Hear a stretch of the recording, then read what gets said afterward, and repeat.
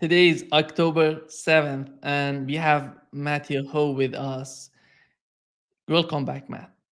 Thank you, Nima. And let's get started, Matt, with what's going on in the Middle East. We have the anniversary of what has happened last year, considering the the conflict between Israelis and Hamas. Since that day, how did the Netanyahu administration achieve any sort of goal that they had in their mind, do you think, right now? Because the case of hostages right now Yeah. is still in the hand of Hamas, and they couldn't bring them back home. And right now they want to send their Israelis to the northern part of Israel. At the same time, they started the war with Hezbollah. How do you see the current phase of after 1 year of this conflict? How do you see it? I think a year ago it was unimaginable that this level of activity, particularly in Gaza, would still be occurring. I think maybe we could have speculated that it would have expanded, and I think we probably did. That this war in Gaza, what was to become a genocide, could have and would have broader implications and cause events outside of Israel and Palestine proper. So I think that is in line. Certainly not details, and none of us have a crystal ball. But this idea, though, that what is occurring in Gaza, that 100 Palestinians were killed yesterday, that the schools are still being bombed, the healthcare facilities are still under siege, that there is a systematic and deliberate destruction of the Palestinian people in Gaza through all aspects of their society. We could spend the whole hour just talking about how Israel has deliberately and systemically destroyed the society of Gaza in all ways, whether it's the infrastructure, whether it's the culture, killing the poets, the playwrights, the professors, the historians, the cemeteries, the mosques, the churches, so on and so forth, the water pipes, the sewage system, on and on and on, right? I think the fact that it's still as violent as it is today is astounding. And I don't think any of us would have predicted that. I think most of us probably thought, if we go back, I bet I probably said something along the lines to be done by Christmas, be done by the New Year's, and that would be acceptable to the White House. So it'd be similar to what we saw in 2009 or 2014, just maybe more aggressive, maybe a harsher, more violent, maybe by a month or two longer destruction of Gaza by the Israelis as retaliation for October 7th. But what we have seen has been just the opening, the casus belli that was offered to the Israelis here has been fully seized upon and utilized by the Israeli government to the fullest extent possible. I think fullest extent in the reason in the limitations of military affairs, logistics, finance, etc.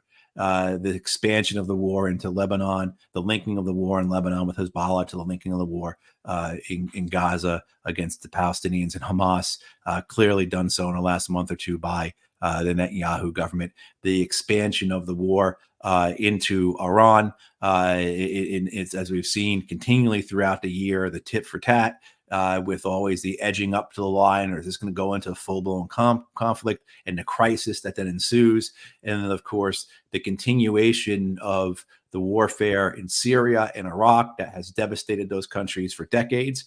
The strikes, whether they've been American or Israeli strikes in those countries, the strikes on American bases in those countries, including the killing of 3 Americans in Jordan back in January.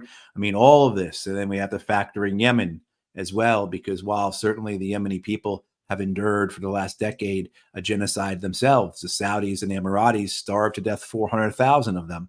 The Yemenis were the first, I shouldn't say the first, because Hezbollah responded immediately to Israel's attack on Gaza, but the Yemenis certainly were there in force within right away. And then by January, you had the American Navy engaging in the largest naval battle for the American Navy since World War II, a battle that they have effectively lost. Their mission not successful in terms of opening up the Red Sea to commercial shipping, because about 75%, as far as I know, about 75% of commercial shipping is still avoiding the Red Sea. So it has expanded in ways that I think were predictable, expanded in the ways that were foreseeable, expanded in the ways that I don't know if anyone foresee this, particularly say what's occurring in the Red Sea. So just a massive, voluminous war that has peaked at times in terms of the crisis it has sprouted around the world, but has consistently burned human beings in its furnace for a year now. So stepping back from this and trying to take it all in, whether it begins with the horror of October 7th, where 1,100 Israelis were killed, about 700 of them civilians. I mean, clear war crime in that sense. But then what that opens up, what that allows the Israelis to do, the casus belli it gives them. And in terms of, you asked me about goals being achieved, the Israelis stated the goals of destruction of Hamas, the return of the hostages. Right? None of those goals have been achieved. Now those goals will be achieved. Destruction of Hamas, i.e. the destruction of the resistance of an occupied people, is simply impossible. The destruction of or the return of the hostages is possible through negotiations, is possible through talks. 251 men and women and children were taken hostage, and 117 were returned, almost all of them through talks. And now there's another 100 or so that are still there. The rest are already dead. And of that 100 that are still there hostage wise, how many are dead? We don't know. But I would wager half at least are dead, maybe more. And then the third aspect that the Israelis put onto this war in terms of metric or an achievable goal is the return of their people, their citizens, their settlers to northern Israel, which is a goal that was just added on to that in the last month by the Netanyahu government. And that, like the return of the hostages, is a measurable goal.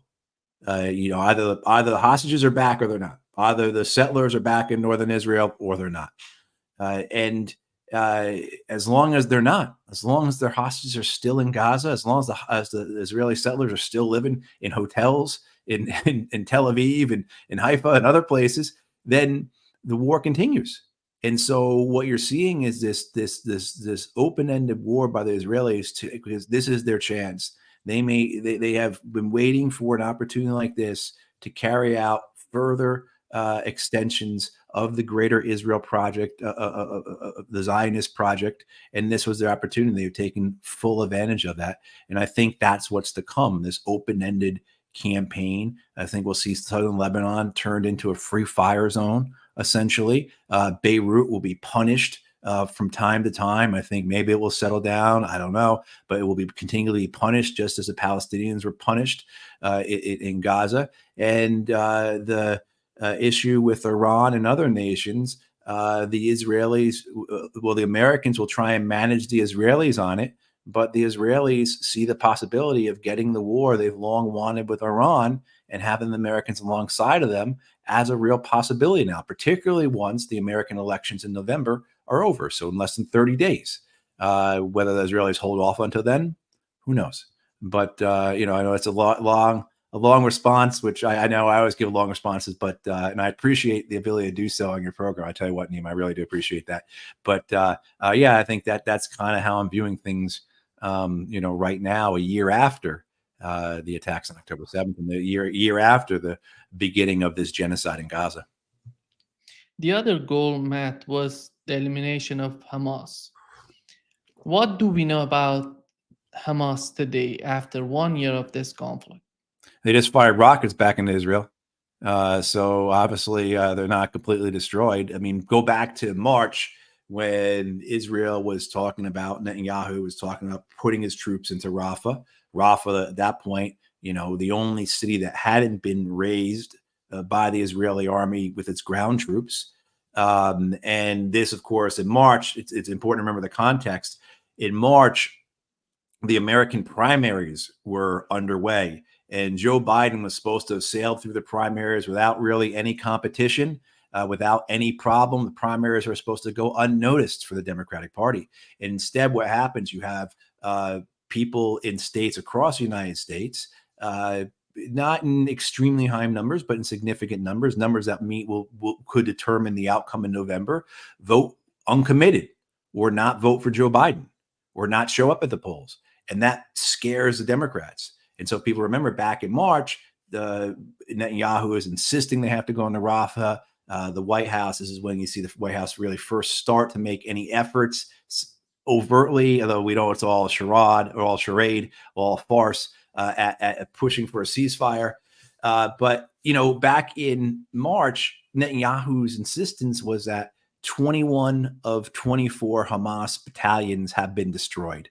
And that was 7 months ago now, and the White House and the American press, they dutifully repeated that 21 of 24 Hamas battalions have been destroyed. The war is almost over. They did have to go into Rafah and knock out those last few dead enders. Like when I say dead enders, I've heard of Dick Cheney referring to the Iraqi resistance in 2004 that way as dead enders. So this idea that they are going to vanquish Hamas and destroy them and wipe them from existence it's ahistorical. There's nothing you can point to where there's any evidence of that, such a thing being able to happen. It's fantastic. It's fabulous. It's imaginary. But it has sustained an undercurrent, and it drives not just Israeli political, military, media thinking on this, but it also drives American political, media, and military thinking on this, as if there is a possibility to eradicate Hamas. When the reality is that Hamas is the symbol. Hamas is the growth, the outcome of resistance. And if it's not Hamas, it will be someone else. It'll be a different organization with a different name, but it will essentially be the same thing. It will be the aspirations of an occupied people to be free. We may not like how Hamas conducts itself. We may realize that what they do oftentimes are war crimes, but we also have to realize that they are exercising the legal right of the Palestinian people to resist occupation. And so to condemn them for their acts is one thing, but to do that without condemning and realizing that their acts of resistance are justified and the occupation is the thing that should be condemned is something that far too many people, nearly most people in the U.S. political media and media military circles have completely, it's either they ignore it or they just don't simply get it. One thing I think, I'll sum it up, I'll leave this too. In the last year, looking back at the American political and media, how the American political and media elite have dealt with this, you see how limited they are, how constrained they are in their own bubble, how they do not understand anything except for the official narrative, which has been the official narrative for decades. So the idea that there could be a legal justification for what Hamas and Palestinian Islamic Jihad and Fatah and other the Lion's Den in West Bank and other organizations have done to resist occupation, it's just it's as if saying that you have antlers growing out of your head. It's just impossible. So that's one thing too to look back on, is to understand just how insulated the American elite are from the reality of the situation, whether it's the actual events on the ground or it's the actual facts, details, whether they be the events or they be something more metaphysical. And what's so amazing about the Netanyahu administration is how right now the people in Israel are feeling about their security. The security of Israel, at the end of the day, what they're talking about, at least in the Netanyahu administration, they're talking about the security of Israel. For the security of Israel, we are starting a new war, new conflict. How do they benefit from this, Matt, in your opinion? And why Netanyahu is just pushing for more conflicts in order to, and for every conflict, his reason is the security of Israel. Well, Israel, the average common Israeli member of the Israeli public does not benefit in terms of stability or security wise, does not benefit economically. And overall, they are kept captive in a machine that exists solely on the basis of war, violence, confrontation, a continual tension, right? The instability is what provides the stability for those in power in Israel. So if you go back a year ago, you had mass demonstrations against Benjamin Netanyahu, hundreds of thousands of people out in the streets because he is corrupt. He is a crook. He should be in prison. It's clear. And well, among one of the things, October 7th comes along at just the right time for him to have a national emergency that alleviates those political issues. Those have resurfaced over the last few months under the banner of the Israelis being upset, rightfully so, about their hostages not being returned. And clearly enough voices from Israel, both inside the government and outside the government, have said that Netanyahu has no concern for the hostages. His government has no concern for the hostages, and he sees them as simply just pawns to continue this war going. Otherwise, they could have had a deal. The Israelis could have had a deal months and months ago. They could have had a deal back in October with Hamas to release the hostages. That is clear as well. The Israelis have said so themselves. So the average Israeli is under constant threat. There's this instability, insecurity. They are now entering into what they're now entering into. What's to come with this burgeoning, escalating potential war with Iran and its allies.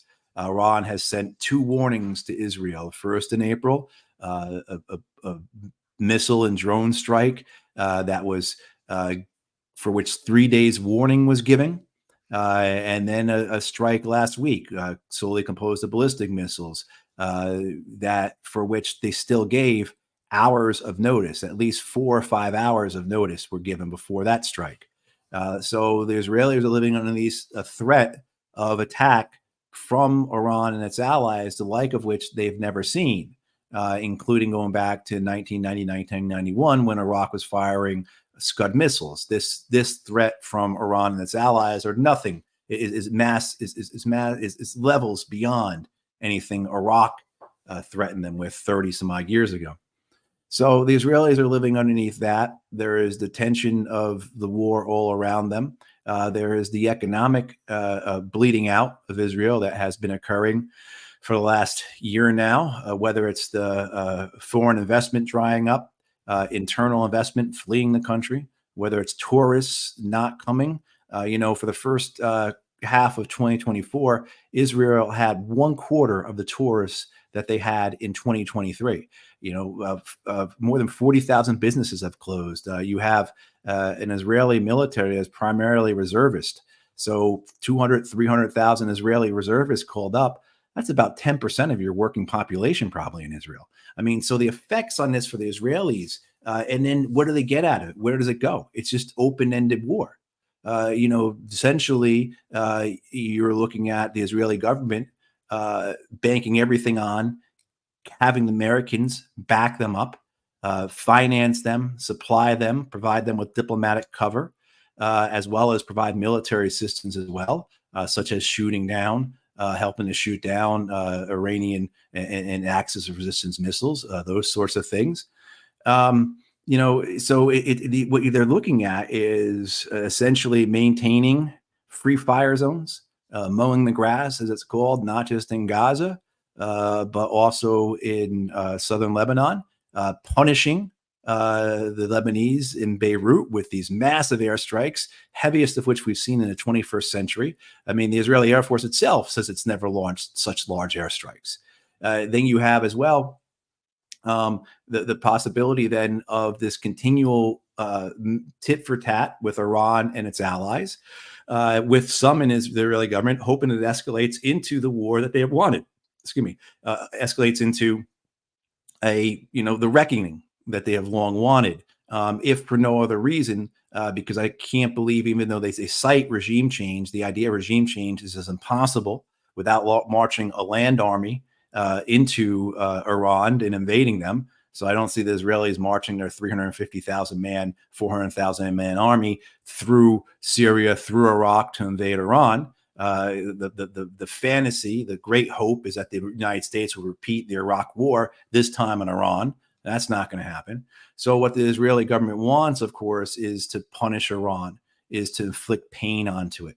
One, as a mean of deterrent, but also the pain, the suffering, the punishment for its own sake. This goes back to the Israeli doctrine, the policy, the Iron Wall, which has been Israeli policy for decades, as well as a continuation of the Dahia doctrine, which comes out of the '06 war, where the Dahia section of Beirut, which is the section that is being just massively bombed by Israel right now, horrifyingly bombed by Israel right now, that occurred in '06, and that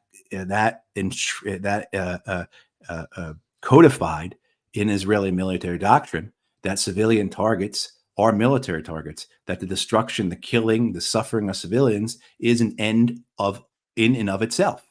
So this is what the Israeli public is looking at and the possibilities of their future. And then you have internal Israeli tensions. You have a desire by many in Israel. This is your chance to take Judea and Samaria, to take the West Bank, to take East Jerusalem, to annex them. There are many reports that Donald Trump has already agreed to this, that in exchange for Israeli lobby money, primarily from Miriam Adelson, that his administration will allow the Israelis to annex the West Bank. It's hard to really see a Democratic administration standing up against that. Under Trump's administration, the Israelis moved their capital, or the Americans moved their embassy to Jerusalem from Tel Aviv, violation of all kind of international norms, standards, just a terrible thing to do. And Biden administration did not move the embassy back. Under the Trump administration, the Israelis annexed the Golan Heights. Clear violation of international law, massive violation of international law. And the Biden administration has done nothing about that, did nothing about that. So it's hard to see that if the Israelis did something as big as annex the West Bank, which many want, which many see as a goal in all this, then which many Israelis see as a goal in this, that a Democratic administration, a Harris administration, really do anything. But so in all this, they also prepare the West Bank for annexation. And you've seen, even before October 7th, something like hundreds, over 400, I believe, Palestinians have been killed in the West Bank from January 1st through October 6th of 2023. So before the October 7th attacks, about 50 of them were children. And then since then, you've seen, I think, well above 1,000 killed now in the West Bank, thousands upon thousands, upwards of 10,000 detained on top of the 7,000 or 8,000 that had already been detained. We all know it's well documented, well established. The torture, the abuse, the sexual violence inflicted systemically on Palestinian prisoners in Israeli jails. I mean, so all of this, and so the preparation then of the West Bank by the Israelis for annexation, which I think we're beginning to see as they carry out depopulation campaigns in towns and villages, as they start to punish the Palestinian people, destroy their infrastructure, kill their doctors, things like that. This is what the Israeli public is living in. And what type of stability, what type of security can come out of that? Only the security of a fortress Israel, only a security where you have just a society behind massive walls, which essentially is Israel's right now, where there is just violence conducted daily, a mowing of the grass, if you will, having to constantly kill the subhumans, the barbarians outside your wall to protect yourself. That's only possible, of course, if the Americans stay resolved, which I don't see any change in that, but the Americans continue to finance them and support them, protect them, then Fortress Israel can stand. But if you're Israeli, and I didn't even get into the internal Israeli politics of all this, whether it's the settlers, the reactionary religious, the militant, the militarist nationalists. I mean, you had a month or two ago, Ronan Bar, who's the head of the Shin Bet, the FBI, the Israeli equivalent of the FBI, say that the biggest danger facing Israel is Jewish terror, is from within, is from their own Jewish settlers.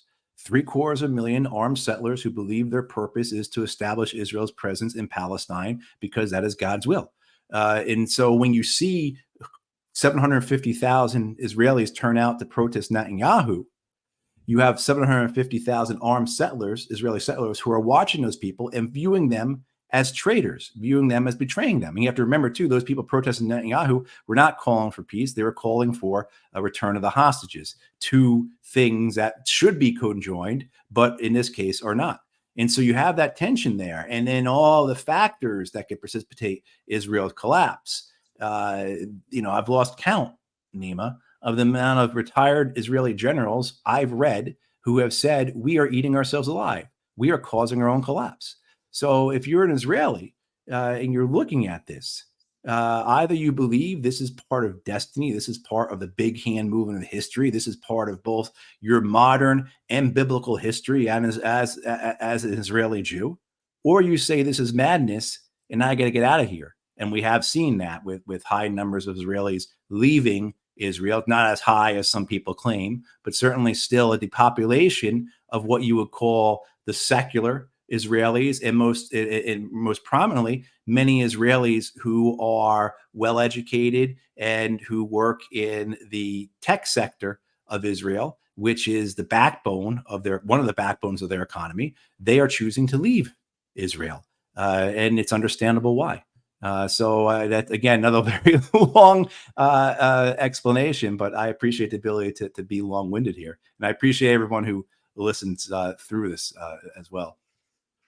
And the other thing, Matt, with the conflict in Ukraine, we saw that the United States didn't change its policy toward Russia until we have the situation that you know what's going on there. And right now, Russia is not interested in negotiations. They're talking about it right now. And with this situation, and comparing that with what's going on in the Middle East, the way that the new government in Iran is interested to talk with Washington, and the way two assassinations that they were hitting the new government, in my opinion, to not letting them to talk with Washington on the part of Israelis. And right now, Matt, there are some rumors that Iran is reconsidering its nuclear doctrine. Yeah. And it seems that everything is getting out of the hand and nobody seems to care what's going on. Where is diplomacy and who?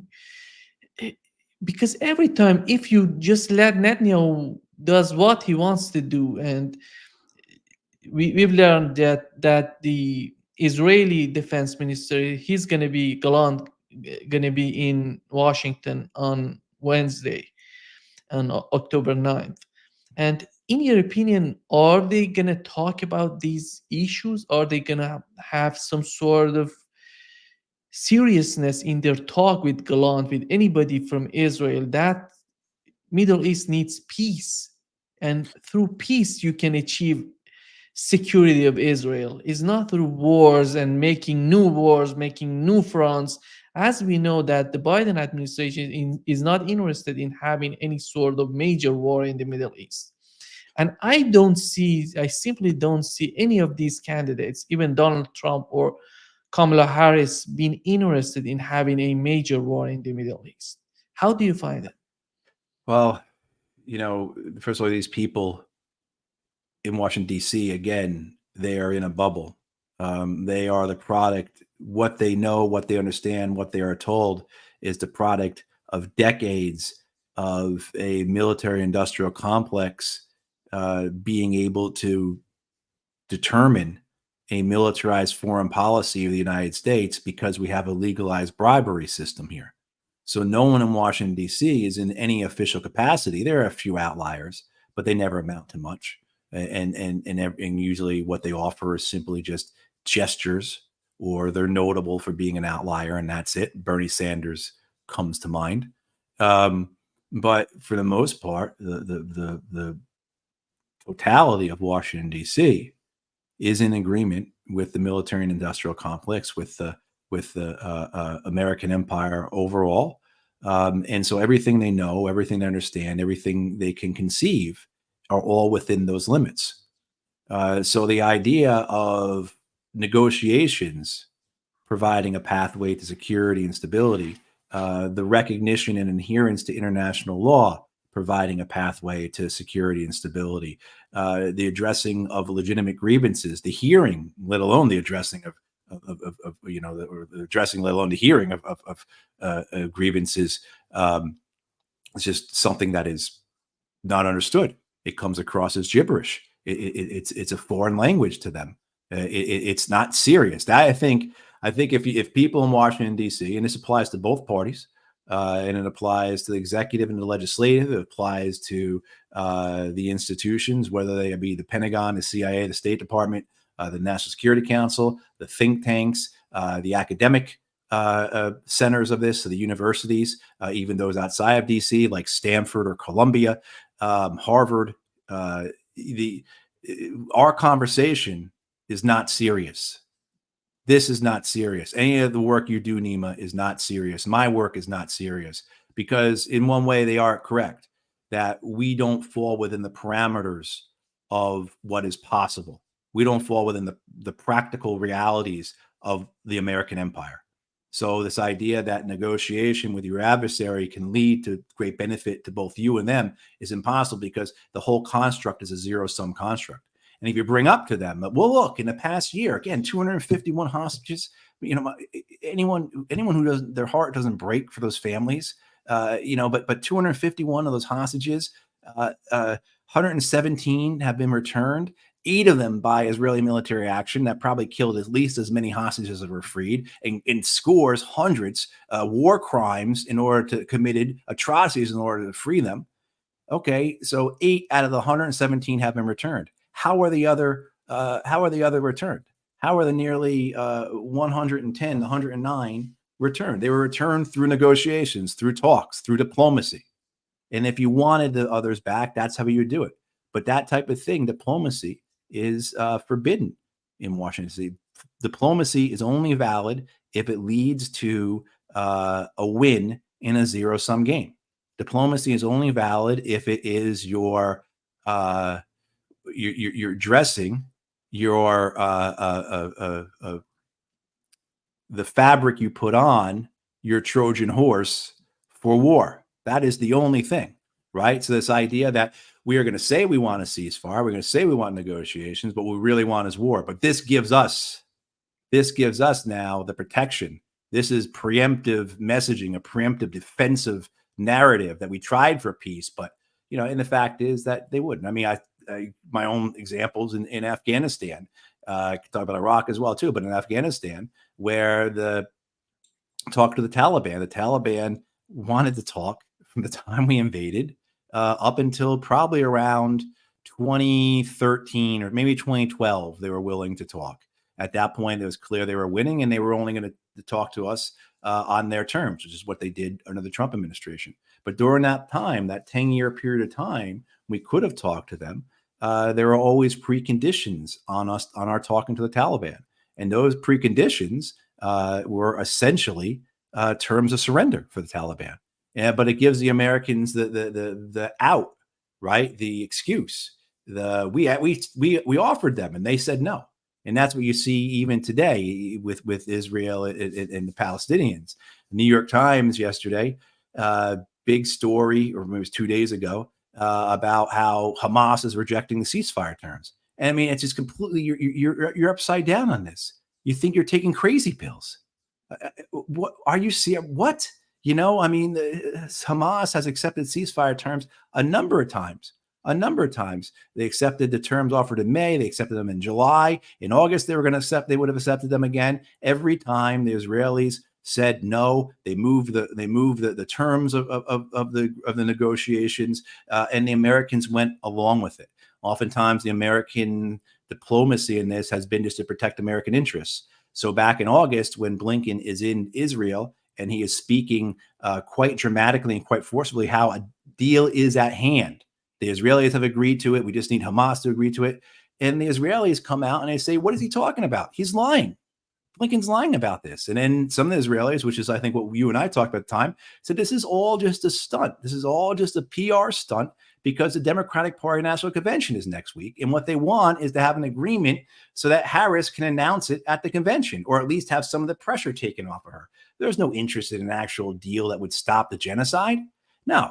I mean, so these people, the only way they can view these types of things is if there is a benefit to themselves or to their institutions.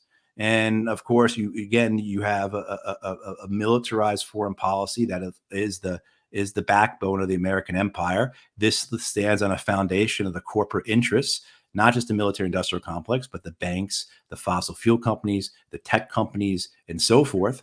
And so you have this these twin drivers of American foreign policy that are greed, or that are megalomania and corporate greed. And then on top of that, to make it this even more, to make what's occurring with Israel even more pronounced, Israel, through its lobby here in the United States, has an extreme effect, a controlling effect on American decision making with regards to the Middle East. And we've seen this for decades. So you already have an American empire predisposed to supporting Israel against Palestine, because this is historically what the empire would do. Remember, we inherited the British Empire's interests in the region when we assumed their role in the world, and part of that was Israel and Palestine. So the empire is not going to give up on that. It wants to see it push further. And of course, anyone who pushes against the empire is the empire's enemy. And that's been Iran for 4 decades. But then on top of that, you have this control, this ability for the Israeli lobby to put a gun to the head of the Democratic National Party, the Democratic Party, over this last year. In effect, saying, you see the Harris campaign willing to give up millions of votes, possibly lose the election, in order to stay on the good side of the Israeli lobby. I mean, so you roll all that together, and I think you get an understanding of why there is no chance for diplomacy here, why there is no ability for those in Washington, D.C., within the empire, to conceive of a negotiated settlement, of a dialogue, if you will, that would lead to security and stability, because it's just not allowed. It's forbidden. It doesn't meet the ground interests of the American empire, and it certainly doesn't meet the acute political interests of staying in the good graces of the Israel lobby. And so we will not see that. And we will see this open-ended war, and this belief that conflict with Iran, with war with Iran, could be managed and dialed back as needed. And God help us when this all comes to play, which, as we know, Nima, we're recording this now at 2:30 in the afternoon on Monday, October 7th, and we get off of this call with each other and we turn on the television, and there could be this regional war. It's already been a regional war, but I think people know what I mean. The expansion of it, the blowing up of it, that we have been fearing. My best guess, though, is that the Americans are going to do everything they can to hold the Israelis off until after the elections. Reports this week in Jerusalem Post that the Americans are offering all types of inducements and goodies to the Israelis if they don't attack Iran in any way that's going to jeopardize the American elections before the elections are over. And when I say that, I primarily mean do something that sparks such a massive Iranian retaliation that the U.S. has to come in, but also most importantly is the idea that it causes economic problems worldwide, that there's an oil shock. Right, the Israelis bomb the Iranian oil facilities. The Iranians close the Straits of Hormuz, and then oil goes to, gasoline in the U.S. goes to more than $8 a gallon, and Harris doesn't win in November. The time is shortening. It's less than a month now, and I think the White House just wants to get through that. Yeah, recently, Macron was talking about putting an arms embargo on Israel, and here is what Netanyahu said responding him. I have a message for President Macron. Today, Israel is defending itself on 7 fronts against the enemies of civilization. We're fighting in Gaza against Hamas, those savages who murdered, raped, beheaded, and burned our people on October 7th. We're fighting in Lebanon against Hezbollah, the most heavily armed terror organization in the world, which was planning an even greater massacre than October 7th on our northern border, and that has rocketed Israeli towns and cities for nearly a year. We're fighting against the Houthis in Yemen and the Shiite militias in Iraq and Syria that together have launched hundreds of drones and missile attacks against Israel. We're fighting against terrorists in Judea and Samaria who are trying to murder civilians in the heart of our cities. And we're fighting against Iran, which last week fired over 200 ballistic missiles directly at Israel, and which stands behind the 7-front war against Israel. As Israel fights the forces of barbarism led by Iran, all civilized countries should be standing firmly by Israel's side. Yet President Macron and some other Western leaders are now calling for an arms embargo against Israel. Shame on them.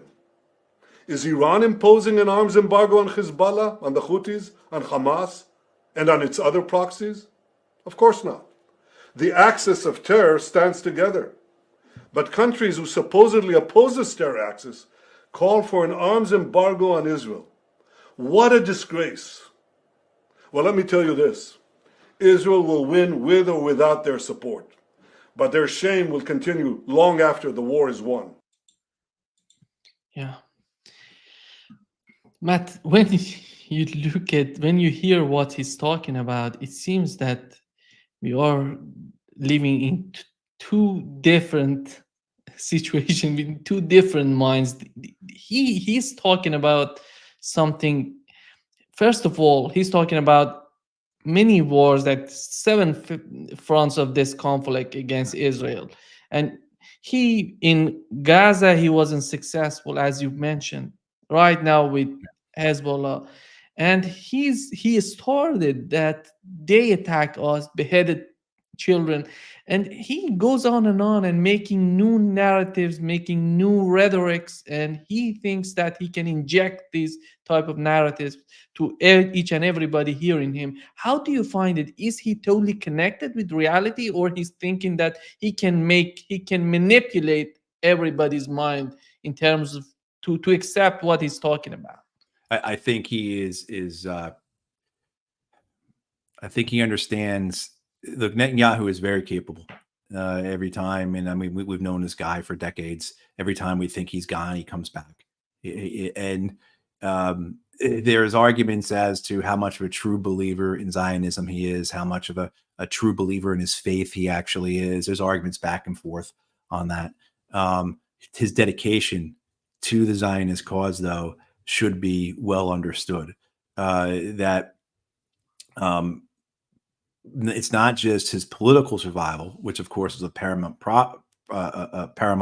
of importance to him. And many commentators will say it's his most important thing. And I don't really disagree with them on that. But also, too, right alongside that is his view of Israel in the world, his view of Israel in the Middle East, his view of Israel historically, and his role in that, in ensuring its progress forward, and ensuring the continuation of that history.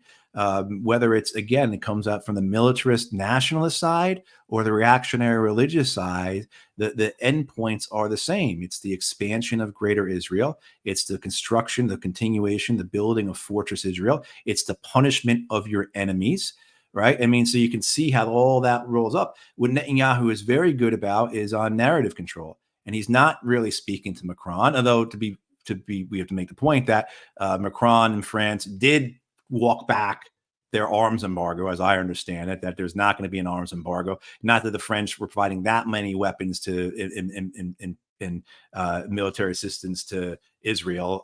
98 or 99% of the military assistance to Israel comes from the United States and Germany, about 70% from the United States, about 28 or so percent from Germany. Although the Germans supposedly have cut that back actually in this past year, which is a bigger story than people have been talking about. And it can show the strengths of domestic political pressure on a government. Something that here in the United States, the establishment, the elites, the system have been very competent in insulating our government from, right? The idea that people on the streets are going to change policy.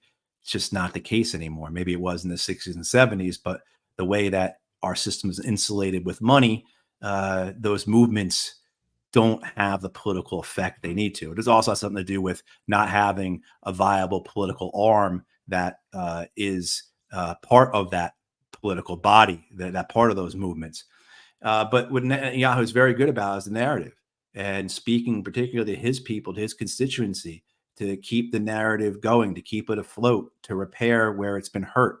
And, he talks very convincingly and very strongly and very passionately. And this dovetails with the messages in the United States, which is the most important part of the Israeli information operations, as well as to the Israeli public. So this idea we're under attack from 7 fronts. You will hear that message today, October 7th, throughout American media, whether it's American media commentators, whether it's contributors, whether it is retired generals, most especially, though, from American politicians themselves. If you go and you look on Twitter or on X and look at what members of the House of Representatives and the Senate are posting, whether they're Democrat or Republican, they echo that. They echo, of course, the lamentation over October 7th, but then also, too, Israel is under attack on 7 different fronts. Its enemies, it's surrounded.